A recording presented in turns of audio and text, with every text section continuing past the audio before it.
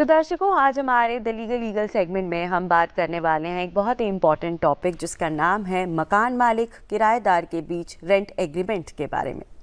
रतिका जी, हमने कई बार सुना है कि जो मकान मालिक और जो किराएदार उनके बीच में बहुत झगड़ा हो गया, किस तरह के इश्यूज सामने आ गए हैं और इसकी वजह ये होती है कि उन्हें सही तरीके से कानूनी जानकारी नहीं होती है। बिल्कुल, मकान किराए पर लेना, मकान किराए पर देना एक बहुत ही आम बात हो गई है, लेकिन इसके पीछे जुड़े होते हैं कुछ कानूनी नियम और अधिकार जिसके बारे में जानना और जिसका पालन करना बहुत ज़रूरी है और ये किराएदार और मकान मालिक दोनों के लिए ज़रूरी है।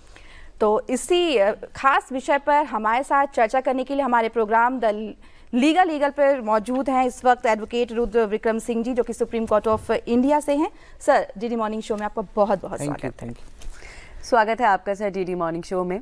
तो पहले तो यही जानना चाहेंगे सर, रेंट एग्रीमेंट होता क्या है और ये क्यों ज़रूरी होता है?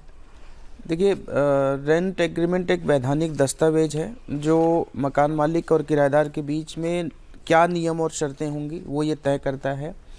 ये कोई ऐसा डॉक्यूमेंट नहीं है जो बहुत प्रिस्क्राइब्ड होता है। ये जो भी शर्तें मकान मालिक और किराएदार अपने बीच रखना चाहते हैं, किराया क्या होगा, किस अवधि का होगा, क्या क्या ज़रूरी चीज़ें हम उस मकान में हम करके दे रहे हैं, या फिर क्या क्या ज़रूरी चीज़ें किराएदार अपने जब भी उस मकान में रहेगा क्या क्या कर सकता है।